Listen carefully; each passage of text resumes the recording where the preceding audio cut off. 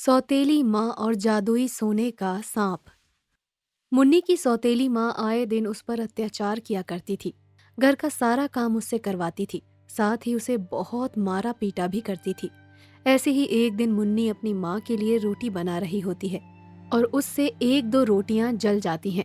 जली रोटियां देखकर मुन्नी की माँ गुस्से से आग बबूला हो जाती है और वह रसोई की तरफ आती है और मुन्नी से कहती है, अरे निकम्मी, सारा दिन मुफ्त की रोटियां तोड़ती रहती है।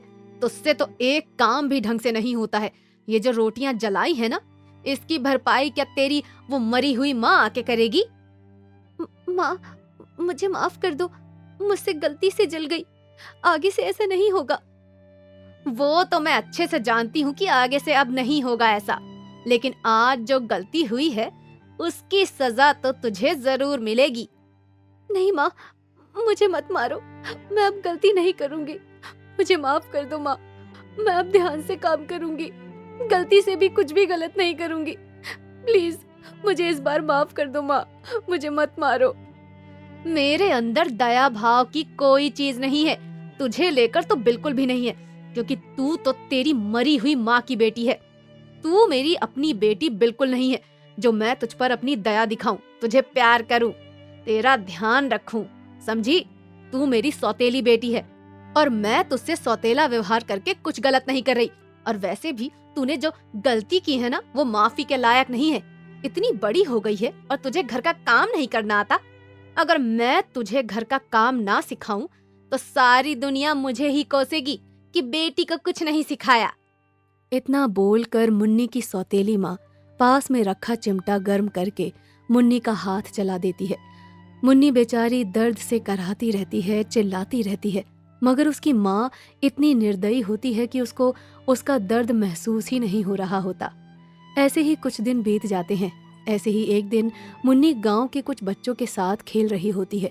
तभी उसकी माँ उसको गुस्से से देखती है और आवाज लगाकर घर में बुलाती है और उस पे गुस्सा करते हुए कहती है, निकम्मी, सारा दिन बस खेल कूद ही नजर आता है। तुझे घर में इतना सारा काम है, ये सब कौन करेगा? तेरी वो मरी हुई माँ। माँ, आप मुझे मार लो, पीट लो, मगर मेरी माँ को कुछ मत बोलो।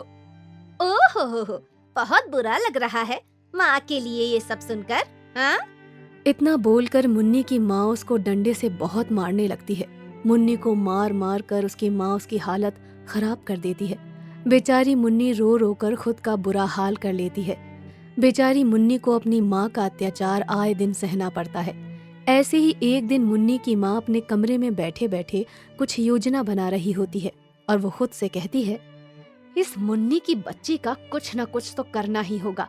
नाक में दम कर रखा है, मगर समझ में नहीं आ रहा कि करूं क्या।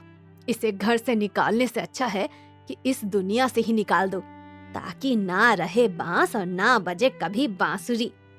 इतना बोलकर मुन्नी की माँ घर से बाहर एक सपेरे के पास जाती है। वहां से एक जहरीला सांप लेकर आती है और उस सांप को लेकर मुन्नी के बिस्तर पर छोड़ देती है और खुद घर से बाहर चली जाती है। थोड़ी देर बाद मुन्नी घर का काम निपटाकर अपने बिस्तर पर बैठने आती है। तभी उसका हाथ उस सांप के ऊपर जाता है, लेकिन मुन्नी उससे डरती नहीं है, बल्कि उस सांप के आगे हाथ जोड़कर उससे माफी मांगते हुए कहती है, हे नाग देवता, मुझे माफ कर देना। मुझसे बहुत बड़ी भूल हो गई है। अभी अनजाने में आपको मैं चोट पहुंचा देती। मुझे माफ कर दो। मुन्नी की बात सुनकर सांप मुन्नी से कहता है, अरे मुन्नी, तुम्हें मुझसे माफी मांगने की कोई जरूरत नहीं है।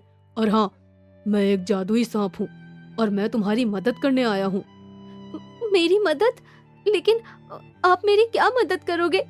मुन्नी, मैं अच्छे से जानता हूँ कि तुम्हारी माँ तुम्हारे साथ कैसा व्यवहार करती है। आए दिन तुम्हें मारती है, पीटती है, यहाँ तक कि कई कई दिन तक तुम्हें खाने को भी कुछ नहीं देती।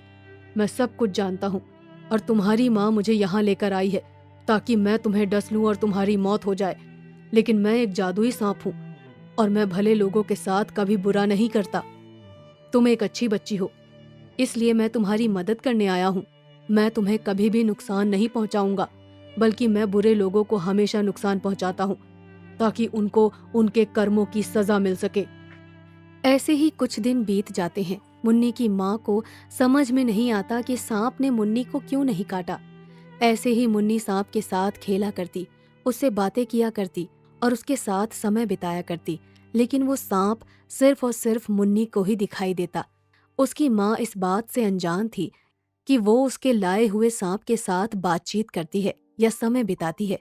ऐसे ही एक दिन वो जादुई सांप मुन्नी को एक सोने का अंडा देता है। मुन्नी बहुत ही मासूम होती है। वो ये सोने का अंडा ले जाकर अपनी माँ को दे देती है और अपनी माँ से कहती है, माँ, ये देखो, सोने का अंडा। ये अंडा उस जादुई सांप का है। जादुई सांप का अंडा, वो भी सोने का? मुन्नी की सौतेली माँ थोड़ी देर शांत हो जाती है और उसे समझ में आ जाता है कि ये वही सांप है जो वो घर में लेकर आई थी। मुन्नी की माँ होती तो बहुत ही लालची किस्म की औरत है। वो झट से मुन्नी के हाथ से अंडा छीन लेती है और उसे अंदर भगा देती है। थोड़ी देर बाद मुन्नी की माँ अंडा लेकर एक सुनार की दुकान पर जाती है। तभी रास्ते में वो जादुई सांप आता है, उसकी माँ को काट लेता है। मुन्नी की माँ जमीन पर गिर जाती है और तुरंत दम तोड़ देती है। ऐसे ही समय बीतता है और मुन्नी जादुई सांप के साथ रहने लग जाती है। धीरे धीरे मुन्नी अब युवा अवस्था में आ जाती है। वो जादुई सांप हमेशा के लिए मुन्नी के साथ रहता है, उसके हर सुख दुख में उसका साथ देता है। वो जादुई सांप हमेशा मुन्नी को एक सोने का अंडा दिया करता, जिसे बेचकर मुन्नी अपना पेट पाला करती और अपने जैसे गरीब लोगों की मदद किया करती थी।